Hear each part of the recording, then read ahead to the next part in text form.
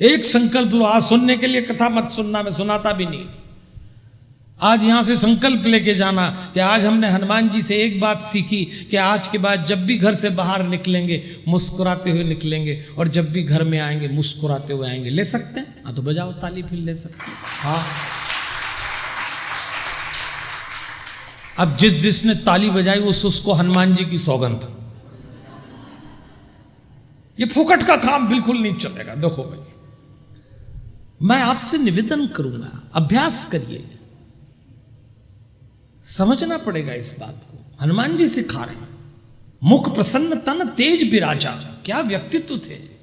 और जैसे ही हनुमान जी उड़े, विचार करके देखना सज्जनों देवियों, हनुमान जी जब उड़े तो क्या किया हनुमान जी ने? डायरेक्ट नहीं उड़े।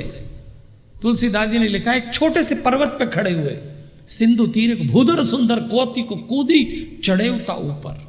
एक छोटे से पर्वत पे खड़े होकर छलांग लगी। किसी ने हनुमान जी से कहा, आप जहां खड़े थे वहीं से लगा देते, पर्वत से क्यों छलांग लगाई? तब हनुमान जी ने कहा, मेरा नियम है, छलांग लंबी लगाना हो तो आधार मजबूत होना चाहिए, जिसका होमवर्क प्रॉपर है उसका एग्जीक्यूशन भी ठीक होगा। और हमारे जीवन का आधार क्या है? आधार मजबूत रखना। हम मनुष्यों के जीवन का आधार बचपन है। जिसका बचपन मजबूत, उसकी जवानी नहीं लड़खड़ाएगी। बच्चों पे काम करिएगा। छलांग लगाई, ऐसी छलांग लगाई कि मैनाक पर्वत, सोने का पर्वत, समुद्र में से निकला। और उसने हनुमान जी से कहा, मेरे ऊपर थोड़ा सा आराम कर लीजिए। बीच समुद्र में निकला है ना, अगर गणित लगाए तो 50 योजन पे निकल आया। हनुमान जी ने उसको देखा और छू लिया। चाहते तो नहीं भी देखते, चाहते तो छूते ही नहीं, पर हनुमान जी ने छू के हम सबको एक संकेत दिया। आपको चौपाई याद होगी, हनुमान ते ही परसा कर पुनि कीन प्रणाम, और राम काज कीन्हे बिनु मोहि कहाँ विश्राम। उन्होंने कहा, धन्यवाद मैनाक, लेकिन राम काज कीन्हे बिनु मोहि कहाँ विश्राम। आप कह रहे हो आराम कर लो, और मैं आराम नहीं कर सकता, मुझे मेरा लक्ष्य दिख रहा है, और लक्ष्य अगर स्पष्ट हो तो मनुष्य को बीच में विश्राम नहीं करना चाहिए। हम लोग भटक जाते हैं। मैनाक कौन है? अब जरा देखना, मैनाक सोने का पर्वत है। ये हमारे जीवन में कितने मैनाक आते हैं? मोबाइल, लैपटॉप, कार, बंगला, आभूषण, वस्त्र, ये सब मैनाक है। ये सब हमको आकर्षित करते हैं। लेकिन हनुमान जी ने छू के बताया, इनका उपयोग तो करो, पर इन पे टिक मत जाओ। इनका उपयोग करो, आपको कोई दिक्कत नहीं, मोबाइल का उपयोग करो, लैपटॉप का करिए, कार का करिए, लेकिन इसी पे न टिक जाए। पर ये तो आदत बन जाता। मोबाइल ना हुआ मंगलसूत्र हो गया, ऐसा लटकाया, कथा में नहीं छूटता लोगों से। हम तो कथा करते तो हम तो देखते रहते हैं। हम कहते हैं हमसे छुपा लोगे। अरे 1.5 घंटे की, 2 घंटे की बात है, सारी दुनिया भूलिए। ये दुनिया न किसी के चले चलिए, न किसी के रुके रुकिए। लेकिन ये सब मैनाक है। इससे हमारा, इस समय हमारा लक्ष्य क्या है? 1.5 घंटे में शांति प्राप्त करना। भटक मत जाना, ये तो मैनाक आपको उचकाएगा। हनुमान जी ने छुआ, धन्यवाद। इन सब का उपयोग करिए, पर मालूम होना चाहिए कब करना। और हनुमान जी आगे बढ़े। सिंहिका नाम की राक्षसी परछाई पकड़ती थी, लात मार के मारा। उसका नाम ईर्ष्या है। और जैसे ही लंका में पहुंचे, लंकनी नाम की राक्षसी सुरक्षा अधिकारी थी। अब जरा ध्यान देना, हनुमान जी सोचने लगे, सुरक्षा व्यवस्था इतनी तगड़ी है तो अंदर कैसे जाऊंगा? आपको याद होगा क्या लिखा है? मसक समान रूप कपि। हनुमान जी मच्छर जैसे बन गए और चले। किसी ने पूछा तुलसीदास जी से कि हनुमान जी को और कुछ बनना समझ नहीं आया, मच्छर क्यों बने? अच्छा, हनुमान जी को मच्छर बहुत पसंद है। क्यों बने? तो बोले इसलिए बने कि मच्छर जो है 2 काम खास तौर पे करता है। एक तो काटता है, और दूसरा सोने नहीं देता। अब ये दोनों की काम मेरे को अंदर जाके लंका में करना। सब सोए उठाऊंगा और काटूंगा उनको, तो हनुमान जी मच्छर बने। अच्छा, कई लोग आपत्ति लेते हैं कि हनुमान जी मच्छर बन गए, तो वो अंगूठी कहाँ गई जो राम जी ने दी? अंगूठी का बहुत टेंशन रहता है कुछ लोग। तो हाँ भैया देखो, तुलसीदास जी ने लिखा मच्छर नहीं, मसक समान। हनुमान जी मच्छर की तरह छोटे हुए तो अंगूठी भी उसी साइज में छोटी हो गई, कहीं नहीं गिराई। अभी देंगे सीता जी को। अंदर पहुंचे, लंकनी को मुक्का मारा, और जैसी मुक्का पड़ा तो लंकनी ने एक चौपाई बोली। देवियों और सज्जनों, मेरी दृष्टि में रामचरितमानस की ये चौपाई मंत्र है। आप लोग इस चौपाई को स्वयं याद करें और ख़ास तौर पे अपने बच्चों को याद कराएं। आज हमारे घर से जब सदस्य बाहर निकलते हैं, कोई नहीं कह सकता आप सलामत लौटेंगे कि नहीं लौटेंगे। थी तो राक्षसी, पर हाथ जोड़ के हनुमान जी से कहती है, प्रबसी नगर कीजे सब काजा, हृदय राखी कौशलपुर राजा। भगवान राघवेंद्र सरकार को हृदय में रख के प्रवेश करिए और गरल सुधा रिपु करह मिताई। अगर आप भगवान को हृदय में रख के प्रवेश करेंगे तो गरल सुधा, जहर अमृत बन जाएगा। रिपु करह मिताई, शत्रु मित्र हो जाएगा। गौपद सिंधु अनल सितलाई, बड़ी सी बड़ी समस्या गाय के खुर की तरह छोटी हो जाएगी। इसलिए मेरा आपसे निवेदन है, आज विचार करना, अपने बच्चों को और कोई याद न करो तो ये चौपाई जरूर, और नियम बना लो कि घर से आपका कोई मेंबर बाहर निकले तो प्रवेश नगर कीजिए सब काजा बोल के। आप कहीं जाएं तो बोलिए, आप कहीं प्रवेश करें तो बोलिए, आपको पता भी लगेगा, आपको पता लगेगा इसका प्रभाव। हनुमान जी अंदर पहुंच गए। अब अंदर जाके हनुमान जी ढूंढ रहे हैं तो सीता जी नहीं मिल रही। मंदिर मंदिर प्रति करी शोधा, देखे जहां तहां अग्नित जोधा। ढूंढ रहे हैं पर कहीं नहीं मिल रही सीता जी, परेशान हो गए। तुलसी रामायण में तो नहीं लिखा है, पर वाल्मीकि रामायण में लिखा है कि हनुमान जी को तो एक बार ऐसा लगा आत्महत्या कर लूं अगर सीता जी नहीं मिली। ये तो देखिए, परेशानी तो हनुमान जी के जीवन में भी आ गई। सोचने लगे क्या करूं। देखा क्या, रावण के महल में हनुमान जी ने झांका, शयन किए देखा कपिते ही। तो रावण सो रहा था और मंदिर महु न दीख बैदे, वहां सीता जी नहीं दिखी। अब यहाँ एक ध्यान देने वाली बात है, रावण के महल में झांका, हनुमान जी आए लंका में तो रावण सो रहा है। थोड़ी देर बाद हनुमान जी विभीषण के घर में गए तो वो उठ जाएगा, और यही जीवन का कायदा है। हनुमान जीवन में आए, जो सोता रहे वो रावण और जो जाग जाए वो विभीषण। और नींद का मामला ऐसा है देवियों और सज्जनों, ये और कभी नहीं आती, कमबख्त कथा में बड़ी प्यारी आती है। कुछ लोगों को तो कथा में ही आती। अच्छा, हमारी तो सूरत ही ऐसी, पंडित की सूरत देख के सोने लगते हैं कुछ लोग की लंबी कथा बाँचेगा और अपने प्राण लेगा। और देव, ये जो आफ्टर लंच की कथाएं होती ना, ये तो मौत का ही सामान। हाँ, ये 2 बजे 3 बजे 4:30 बजे सब आके सोते। अच्छा, कोई डरता भी नहीं, हम इधर शुरू वो उधर शुरू। हमको तो इतना अनुभव भाई, आते ही कई तो इसीलिए आते हैं और डरते भी नहीं। अब ये तो आप लोग क्या फंस गए। यहाँ जो अंतिम श्रोता है वहां से तो हमारी पहली रेंज शुरू होती जब बड़े मंच पे। अब ये छोटे हॉल में फंस गए तो आंख से आंख मिल रही, अब सो भी नहीं सकते, सब फंस गए, कहां से सो। लेकिन आती बड़ी मीठी है, और कथा में तो बहुत। और हमने तो देखा है, एक बार मैं एक जगह भागवत की कथा कर रहा था, तो हमने देखा कि उस कस्बे में वहां के नगर सेठ थे, वो कथा सुनने आते, 85 साल के 85 साल के नगर सेठ कोने में बैठ के कथा सुनते हैं। नगर सेठ थे तो आगे ही आगे बैठे थे, और हम कथा सुनाना शुरू करें और दादा सोना शुरू करें। अब नगर सेठ सोए तो उठाए कौन, डर के मारे, चंदा दिया होगा ज्यादा, सो रहा वो तो यहाँ। चौथे दिन हम भी उतरे, हमने कहा दादाजी क्या बात, हम इधर कथा सुनाते हैं, आप उधर सोते हो, तो हमारी कथा के समय आप क्यों सोते हो। वो दादाजी ने इतना प्यारा उत्तर दिया, उन्होंने कहा पंडित जी आप अपने वक्तव्य में संशोधन कर लो, मैं आपकी कथा के समय नहीं सोता, मेरे सोने के समय आप कथा बाँच रहे हो। अब बोलो, अब बोलो, हाँ हाँ ताली बजा लो आप। अरे फिर वही चीज। अच्छा, आपको क्या लगता है मैं ताली मेरे लिए बजवाता हूं? ना मेरे लिए ना हनुमान जी के लिए, आप ही के लिए। एक बार ताली बजाओ जोरदार तो आपको समझ में आएगा। हाँ,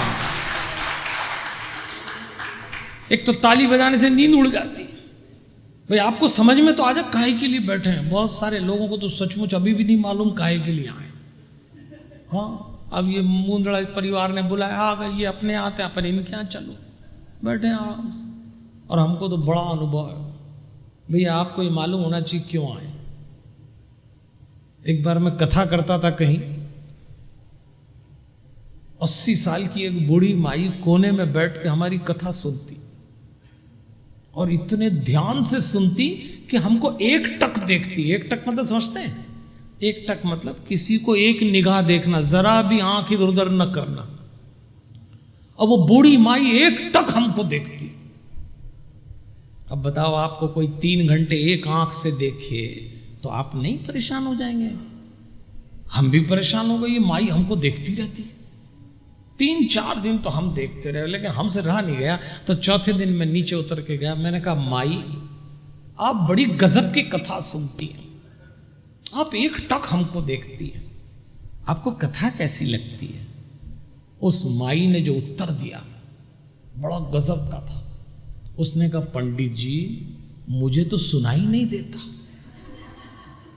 और हमने कहा सुनाई नहीं देता तो 3 घंटे हमको क्या देखती हो एक टक? अब जो उस माई ने उत्तर दिया वो तो और कमाल का था। उसने कहा पंडित जी ये सब तो मुझे नहीं मालूम, बस मैं तो इतना जानती हूँ कि 6 महीने से मेरी बहू से लंबा पंगा चल रहा है, और मुझे मेरी बहू की सूरत बिल्कुल अच्छी नहीं लगती, और उसके मुकाबले आप थोड़े ठीक दिखते हो तो आप ही को देखती रहती हूँ। अब बोलो, पंगा तुम्हारी बहू से चल रहा है, निपटा पंडित जी को, अब बजाओ आप ताली जरा ढंग से। हाँ, अब समझ में आएगी कि हो क्या रहा है। हनुमान जी महाराज को जब सीता जी नहीं मिली तो हनुमान जी महाराज ढूंढ रहे, और अचानक हनुमान जी की दृष्टि पड़ी तो उन्होंने देखा भवन एक पुनि दीक सुहावा, हरि मंदिर तह भिन्न बनावा। अचानक उनकी दृष्टि पड़ी कि एक भवन ऐसा है जहां भगवान का मंदिर अलग से बना है। तो हनुमान जी चौंक गए, रावण की लंका में मंदिर कैसे हो सकता है किसी घर में? रावण ने तो आदेश दे रखा है कि संसार भर के मंदिरों को ध्वस्त कर दो। आज हम घर में बैठे हैं तो एक बात आपसे कहना चाहूंगा, 6 विशेषताएं थी विभीषण के घर में, तो विभीषण के जीवन में हनुमान जी और राम जी आए।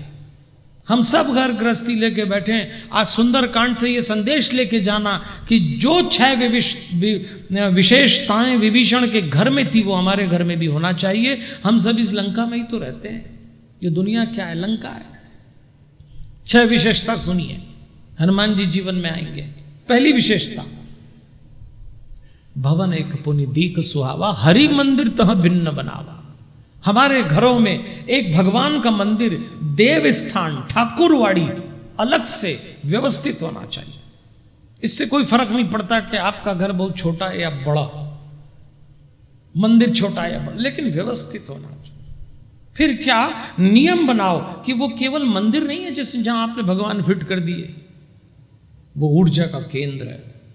आपके घर में सबसे बड़ा एनर्जी पॉइंट यदि कोई है तो आपकी ठाकुरवाड़ी। नियम बना लो, जब भी घर से निकलेंगे एक बार हाथ जोड़ के उस ठाकुर को बोलेंगे, भले वो मूर्ति प्राण प्रतिष्ठित नहीं है, लेकिन अगर मूर्ति है तो उसको बोलेंगे हम जा रहे हैं महाराज, ये घर आपके हवाले, सलामत लौटाएं। और जब भी आया करें कोशिश तो ये करिए किसी मेंबर से बात नहीं, सबसे पहले भगवान की ठाकुरवाड़ी में प्रणाम करें कि हम लौटाएं, और उसके बाद किसी से बात करें। ये 2 काम भी अगर आप करेंगे, मैं आपको लिख के देने को तैयार हूं, आप अचानक शांत होने लग जाएंगे। क्योंकि है ना, हम उसका उपयोग नहीं कर पाते।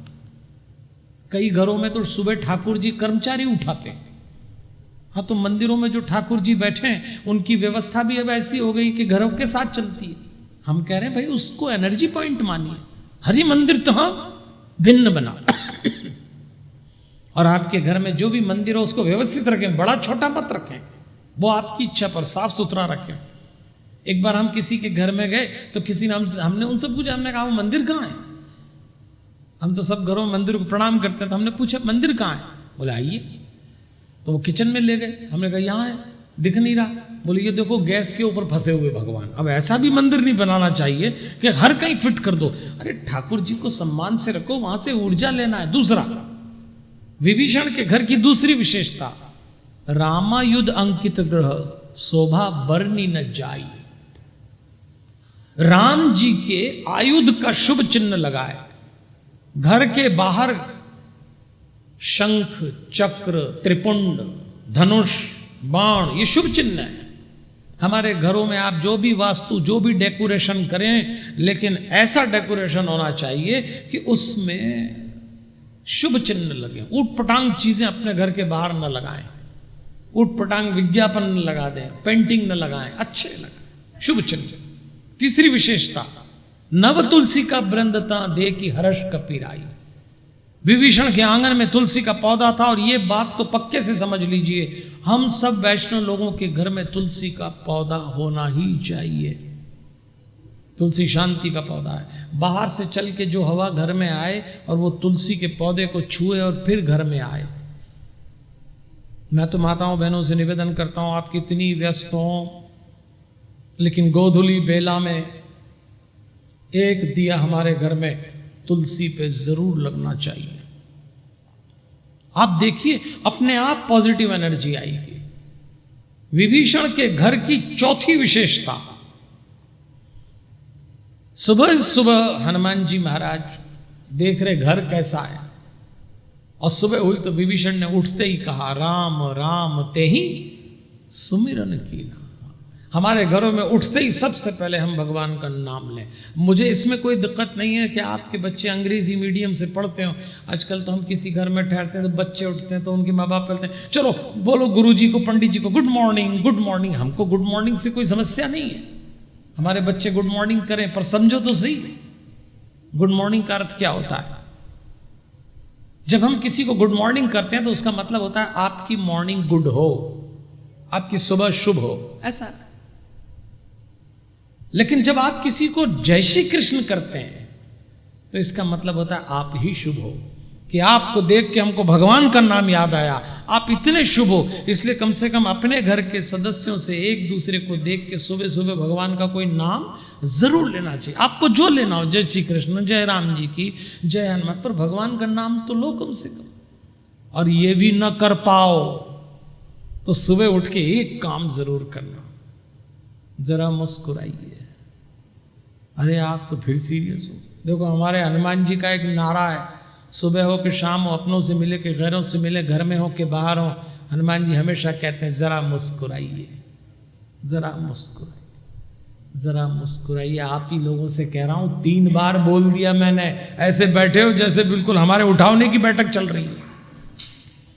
अरे इतने सीरियस तो लोग आजकल उठावने में नहीं रहते जितने आप इतने सीरियस क्यों कथा सुन रहे हैं, आप समझ नहीं आ रही। आप किस पार्टी के लोग हैं? इस समय वही सीरियस होगा जो रावण की पार्टी का हो, क्योंकि हनुमान जी घुस रहे हैं लंका में। आप तो ऐसे सीरियस बैठे। आज एक और संकल्प लो। अच्छा देखो, मैं बहुत सारे लोगों को पहली बार दिख रहा हूं, हो सकता है आप हमें पहली बार सुन रहे हो। हम कहते हैं देखो भाई, बाहर तो आपको मुस्कुराना आपकी मजबूरी है, प्रोफेशनल लाइफ में, दुकान पे, ऑफिस में जो आता उसको देख के मुस्कुराते हैं। लेकिन मैंने देखा दिन भर मुस्कुराने वाले लोग जब शाम को घर में आते हैं ना, नहीं मुस्कुराते। अपने लोगों को देख के तो बिल्कुल नहीं, ऐसे आएंगे। जो आप में से परमानेंट सुमड़ा होगा उसका तो मैं कुछ भी नहीं कर पाऊंगा, लेकिन जो आप में से मुस्कुरा सकता है वो तो आज संकल्प ले कि आज घर में जाएंगे तो अपनी घरवाली को देख के अपने घरवाले, अच्छा चलो आज एक काम करना, एक प्रयोग करना, आज कथा के बाद जब घर जाओ तो घरवाली को देख के एकदम स्माइल देना। करोगे? रिस्की काम है, एक आध बेहोश भी हो सकता है, लेकिन आज आप करके देख लेना। मैं बता रहा हूं, एक पति पत्नी से हमारा संबंध था। उन्होंने कहा पंडित जी घर आइए, पंडित जी घर आइए। हम भी पहुंच गए। अब हमने एक गलती करी, पति पत्नी को बताया नहीं और उनके ड्राइंग रूम में जाकर बैठ गया। अंदर के कमरे में दोनों में पंगा चल रहा और लड़ते लड़ते दोनों के सुर ऊंचे हो गए। हमको लगा इनकी महाभारत लंबी खींचे, अपने आने की सूचना दे देना चाहिए।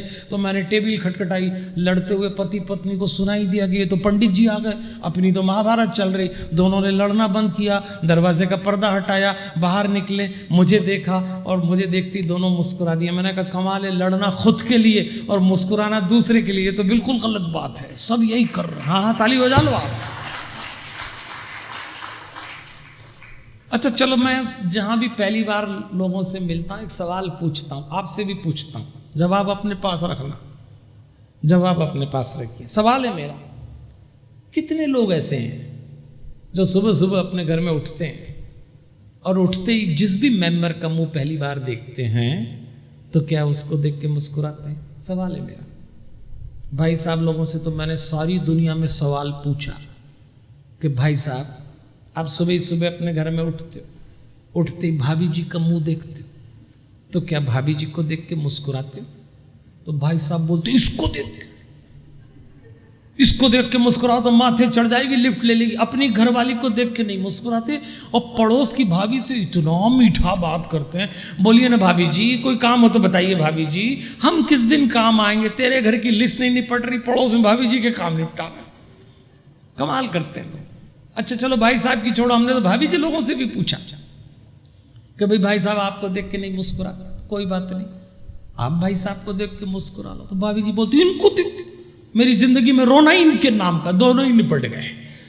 तो आज आप एक संकल्प ले सकते हैं कि आप दुनिया भर में मुस्कुरा लें, पर अगर अपने घर के लोगों को देख के नहीं मुस्कुराए तो आपका भक्ति करना बेकार है।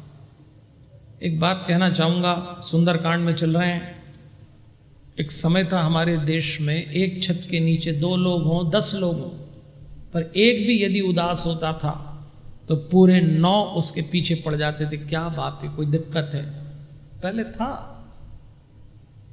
पहले का नियम था, खुश रहो खुश रखो। खुश रहना आसान है, खुश रखना कठिन है। 50-60 साल पहले की बात बता रहा हूं।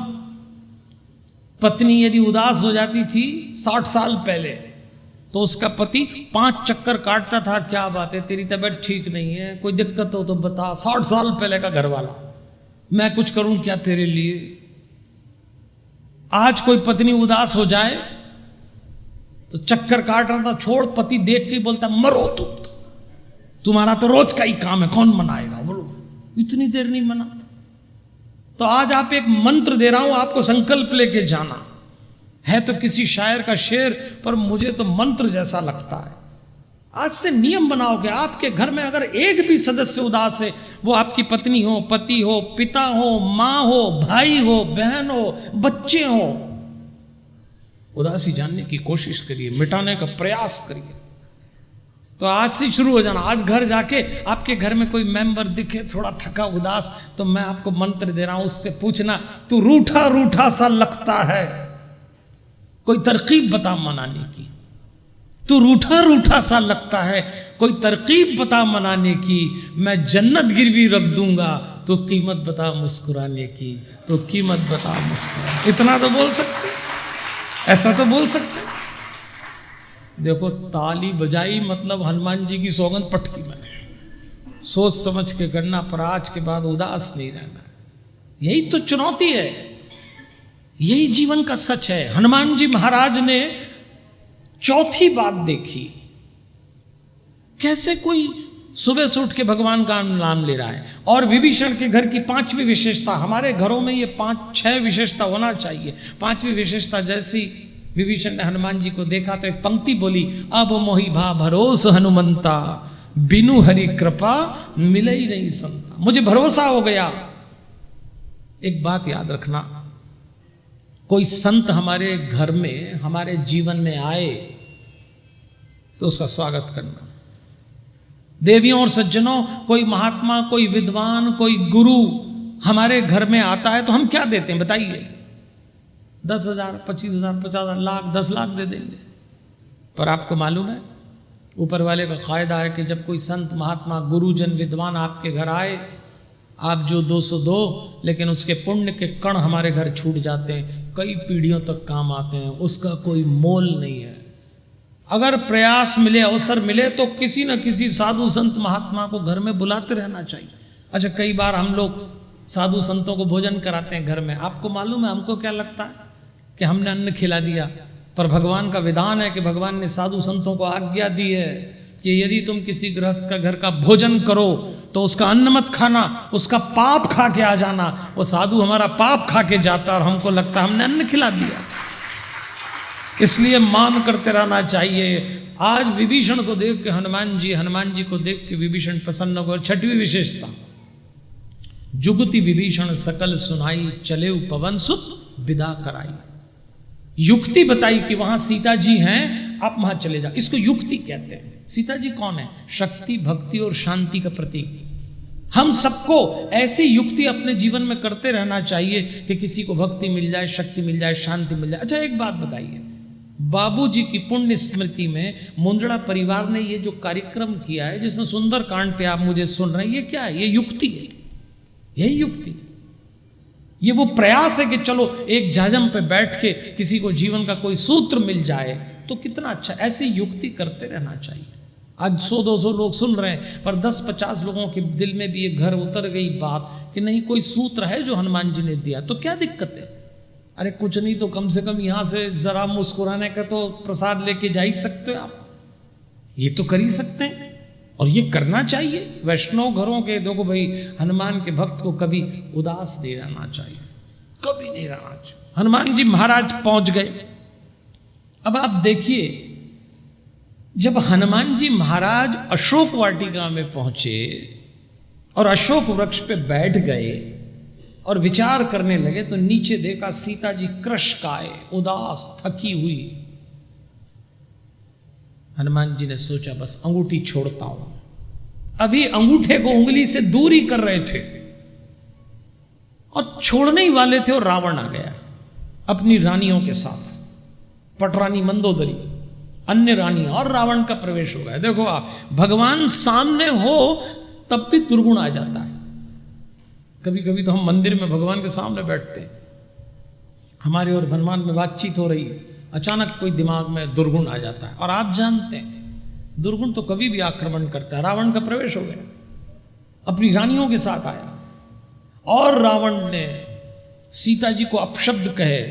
प्रत्युत्तर में सीता जी ने भी जब जवाब दिया तो रावण को गुस्सा आया, तो उसने निकाली तलवार और दौड़ा सीता जी की गर्दन पे लगाने के लिए। तब तो हनुमान जी को लगा मेरी माँ की गर्दन पे तलवार रख रहा है। हनुमान जी को सहन नहीं हुआ, हनुमान जी को लगा अभी कूदता हूँ। फिर ध्यान आया, अगर मैं कूद गया तो इसको पता लग जाएगा मैं आ गया, इसको पता लग गया मैं आया तो युद्ध होगा, युद्ध होगा तो इसको भी मार डालूंगा और सीता जी को भी लेके चला जाऊंगा। पर ये काम तो मेरे राम जी को करना है, उनको यश मिलना है कि वो रावण को मारे, ये काम मैं नहीं कर सकता। उनके यश को मैं भंग कैसे करूं? तो आंख बंद करके विचार करने लगे, और उन्होंने राम जी से कहा महाराज ये तो जा रहा है माँ की गर्दन पे तलवार रखने, अब मैं कूदा तो दृश्य बिगड़ जाएगा, आप ही कुछ करो। देवियों और सज्जनों, परमात्मा का भरोसा कैसी भी स्थिति हो कभी मत छोड़ना। ये जो प्रसंग मैं आपको सुना रहा हूं, ये प्रसंग भगवान के भरोसे का प्रसंग है। किसके जीवन में संघर्ष नहीं आता? कभी कभी तो ऐसा हो जाता है कि ये जीवन समाप्त कर दे, कभी कभी तो शिकायत करने की इच्छा होती है, लेकिन भरोसा मत छोड़ना। मैं अब आपको दृश्य सुना रहा हूं, ध्यान से सुनना। कितना भरोसा था हनुमान जी को। राम जी से कहा महाराज कुछ करो, नहीं तो ये सीता जी की गर्दन पे तलवार रखेगा, मुझे कूदना है, या तो आप कुछ करो। तीव्रता से भगवान को याद करो, भगवान की मदद करने का ढंग देखना। जैसे ही वो पहुंचा और हनुमान जी ने कहा अब कूदा नहीं तो आप कुछ करो, और एक आवाज आई ठहरिए। और हनुमान जी ने कहा ये आवाज किसकी? रावण ठहर गया तो देखा मंदोदरी बोल रही है। अरे रावण ने कहा भगवान मान गया, और किसी का मुंह नहीं मिला, इसकी घरवाली के मुंह में घुस गए। हनुमान जी के लिए तो मंदोदरी थोड़ी बोल रही थी, राम बोल रहे थे, और रावण रुक गया। भक्त तो हर गतिविधि में भगवान की कृपा देखता है, रावण रुक गया। हनुमान जी ने भगवान को धन्यवाद दिया कि बहुत अच्छा हुआ। अब जरा विचार करना, मंदोदरी बोली होगी क्या? एक स्त्री सब सहन कर सकती, सौत सहन नहीं कर सकती। मंदोदरी तो चाहती थी कि सीता मरे, उसकी सौत होने जा रही, लेकिन फिर भी बोलती ठहरिए। कौन बुलवा रहा है? ईश्वर। कोई है जो आपकी मदद इस ढंग से। और याद रखना, भगवान की मदद करने का एक ढंग है। जब कभी आप जीवन में दुखी हो के भगवान को पुकारो तो भगवान मदद कैसे करता है? सामने वाले की बुद्धि आपके पक्ष में फेर देता है। बस ये भगवान के मदद करने का तरीका है। वो कोई रूप लेके नहीं आएगा आपके साथ खड़ा, वो आपके फेवर में डिसीजन करा देगा। उसका स्वभाव है ऐसा। हनुमान जी ने कहा चलो अपना तो काम हो गया, और जैसे ही मंदोदरी ने कहा तलवार म्यान में रखी है, रावण ने रख ली। देवियों और सज्जनों, रावण बहुत खराब आदमी है, ऊपर से नीचे तक दुर्गुणों की पाठशाला है। रावण से कुछ नहीं सीखा जा सकता। हाँ, बस यही एक काम रावण से सीखा जा सकता है कि उसकी घरवाली मंदोदरी ने कहा तलवार म्यान में रखो, तो उसने रख ली। ये तो सीख सकते हो कि रावण घरवाली का कहना मानता था, यही एक बात सीख सकते हो। आप रावण से बड़े तोपचंद तो नहीं हो ना। हाँ, तो आज से नियम बनाओ कि अपने घर में तलवार म्यान में रखें। कोई लोग अपने ही घर में तलवार हिलाते रहे। अरे रावण जैसा म्यान में रख रहा है तो आप कहाँ लग रहे हो। उसके बाद तो रावण ने आदेश दिया राक्षसियों को कि मैं जा रहा हूं, 1 महीने में यदि सीता मेरी बात न माने तो मैं लौटूंगा, इसके मांस का भोजन कराना मुझको। और चला गया। राक्षसियां प्रताड़ित करने लग गई, सीता जी को घेर के परेशान कर रही। हनुमान जी को लगा कि फिर कूदना पड़ेगा, इन राक्षसों को निपटाऊंगा और इनको मारूंगा तो फिर पता लग जाएगा लंका में आए, और फिर पता लग गया तो फिर युद्ध होगा। फिर राम जी को याद किया, महाराज एक बार और मदद करना पड़ेगी, तो दृश्य बिगड़ रहा।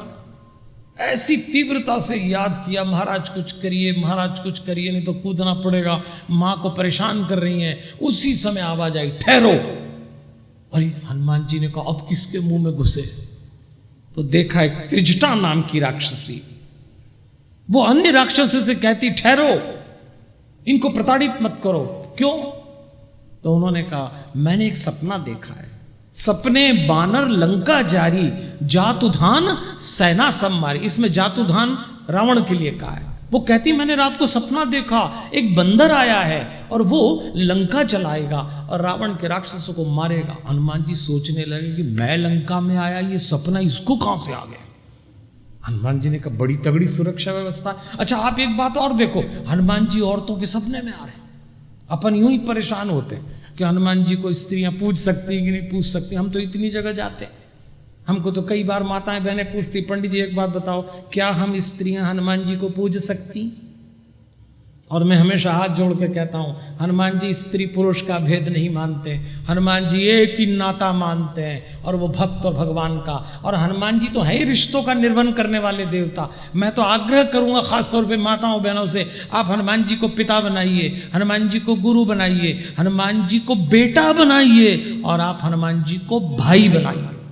फिर देखिए रक्षाबंधन के दिन, इस अभी आ रही रक्षाबंधन अगले महीने, आप राखी का धागा जिस किसी को बांधे मुबारक, पर एक धागा हनुमान जी को जरूर बांधना और चढ़ाना। फिर देखना आपकी रक्षा क्या होती है, आपकी सुरक्षा क्या होती। फिर देखो आप, पक्की बात। और एक बात समझ लो, जिसके भाई हनुमान जी, ऐसे साले की बहन से कोई जीजा पंगा नहीं लेगा। ये भी समझ लो। आपकी लाइफ में प्रॉब्लम हो तो हनुमान जी से कहना भैया तुम्हारे जीजा जी सही नहीं चल रहे इन दिनों, अकेला साला है जिससे जीजा घबराता है दुनिया में। ऐसे हनुमान जी से कोई रिश्ता बनाइए। जीवित देवता हैं, आपको महसूस कराएंगे, आपके साथ आएंगे। राक्षसों ने प्रताड़ित करना बंद कर दिया। हनुमान जी ने विचार किया और जैसे ही अंगूठी डाली सीता जी ने देखी, सीता जी का दुख भाग गया। रामचंद्र गुण बरने लगा, सुनते ही सीता कर दुख भागा। मित्रों, देवियों और सज्जनों, दुख किसके जीवन में नहीं आता। जनक की बेटी सीता आत्महत्या करने की सोच रही। बोलो अब आप। सीता जी ने त्रिजटा से कहा कि मैं मरना चाहती हूँ। त्रिजटा ने कहा सुबह देखेंगे, अभी बैठो शांति से। ये आजकल एक नया कार्यक्रम चला है। देखो, दबाव ज्यादा समय टिक जाए तो तनाव में बदल जाता है, तनाव ज्यादा समय टिके तो उदासी में बदल जाती है, उदासी ज्यादा समय टिके तो डिप्रेशन में बदल जाती है, और डिप्रेशन ज्यादा समय टिक जाए अवसाद तो आदमी आत्महत्या का प्रयास करता है। पहले स्टेप में खत्म करो इसको, पहली स्टेप। फिर आजकल तो फैशनेबल बीमारी डिप्रेशन। आहा, भगवान न करे किसी को डिप्रेशन हो, पर किसी को डिप्रेशन हो तो आप उससे पूछना क्या चल रहा है, मालूम नहीं, ऐसा मरे मरे बोले। नहीं कोई दिक्कत एक हो तो बताएं, नहीं क्या लग रहा है, नहीं बस जीना अच्छा नहीं लगा। मर जाओ, मरेंगे भी नहीं, सामने वाले प्राण ले लेंगे। किसी घर में किसी पत्नी को डिप्रेशन हो जाए, भगवान न करे न हो, पर किसी घर में हो जाता है, पत्नी को डिप्रेशन हो जाए तो उसका पति एकदम से बोलता है ला मैं कुछ करूं, अरे दूर हो तो तुम्हारा ही कारण है। अब लो, ये बीमारी ऐसी है कि एक दूसरे को ही सप्लाई करते हैं, कोई तीसरे की जरूरत ही नहीं पड़ती। घरवाली घरवाले को, घरवाला घरवाली को दे रहा है। इतना डिप्रेशन। जिसने हनुमान चालीसा पढ़ी हो, जो सुंदर कांड पढ़ता हो, जो हनुमान जी के दर्शन करता हो, वो उदास कैसे रह सकता। तो चलिए इस पे भी बात कर लेते हैं। बात निकली है, सुनते ही सीता कर दुख भागा। आपने कभी विचार किया है कि हमारे शरीर में कौन सा केंद्र जो हमको डिप्रेशन में डालता है? हमारे शरीर का वो कौन सा हिस्सा है जो हमको उदास करता है, जो तनावग्रस्त करता है, जो अशांत करता है? न शरीर करता है, न आत्मा, मन। अंग्रेजी में माइंड कहते हैं आप लोग। इस मन को अच्छे काम बिल्कुल अच्छे नहीं लगते। जितने दुनिया के गंदे और गलत काम है वो सब मन करता है। आप बुरा मत मानना, तन से तो आप कितने राजा बेटे की तरह बैठे हो ना। अरे कुछ तो ऐसी गर्दन हिला रहे हैं कि जैसे आज ही मोक्ष उठाएंगे। मन से कहाँ है? इस हॉल के बाहर फिर पकड़ के लाए, फिर बाहर फिर पकड़ के लाए, और एक दूसरे में घुसने की तो इतनी आदत है मन की, इसको भी देखेंगे उसको भी देखेंगे। अच्छा, कथा प्रवचन में मन की धुलाई हो जाती तो वो चाहता है कि मेरा मालिक कथा न सुने वरना मेरी धुलाई हो जाएगी। आप बुरा ना मानो तो एक बात कहता हूं, अपन जितने लोग इस हॉल में बैठे हैं सब अपनी जिंदगी में इस मन से वो तमाम गंदे और गलत काम कर चुके जो बाहर किसी को पता नहीं लगने देते। आपके पास में जो बैठा है या बैठी है, इसके मन में क्या चल रहा है आप जिंदगी भर नहीं जान सकते, और कोशिश भी मत करना। 2023 खत्म होते होते एक नई टेक्नोलॉजी आ रही है, आपको जानकारी है? 50 साल पहले किसी ने सोचा था बटन दबाते ही नोट निकल आएंगे, एटीएम आ गया। किसी ने सोचा था हथेली पे सारी दुनिया आ जाएगी, मोबाइल आ गया। इस साल के अंत तक एक मशीन आ रही है। उस मशीन की विशेषता कि यदि मैं वो छाती पे लगा दूं, मेरे पास एक सैंपल है, भगवान बना रहा है। उसकी विशेषता यदि मैं आपकी छाती पे अभी लगा दूं इसी हॉल में, मशीन सैंपल की मशीन है ये, अभी लगा दूं मैं आपकी छाती पे, तो पिछले 2 घंटे में आपने किसी के बारे में जो भी सोचा और किया उसका छपा हुआ प्रिंट आउट बाहर आ जाएगा। और अगर इस हॉल में आ गया तो आप सब एक दूसरे का 13वां यहीं कर दोगे, घर भी नहीं जाओगे, यहीं यहीं यहीं आप बिल्कुल पक्का बोल दोगे। 15 जुलाई जिंदगी भर सबकी माला चढ़ जाए, ये तो मन का पता नहीं चल रहा है। ऐसा है ये मन, इसकी धुलाई का एक ही तरीका है, मेडिटेशन। चलिए अभी तो ये वाला निपटारा करें, फिर बात की समापन पे ये भी करके उठेंगे। यदि इस चैनल को अब तक सब्सक्राइब नहीं किया है तो अब नीचे गोल बटन दबाकर सब्सक्राइब कर लेवे, जिससे और भी नए और अच्छे वीडियो आते ही आपको ऑटोमेटिक सूचना मिल जाएगी। इस वीडियो के कमेंट बॉक्स में अपने कमेंट करें, लाइक करें और दूसरों को भी फॉरवर्ड करें।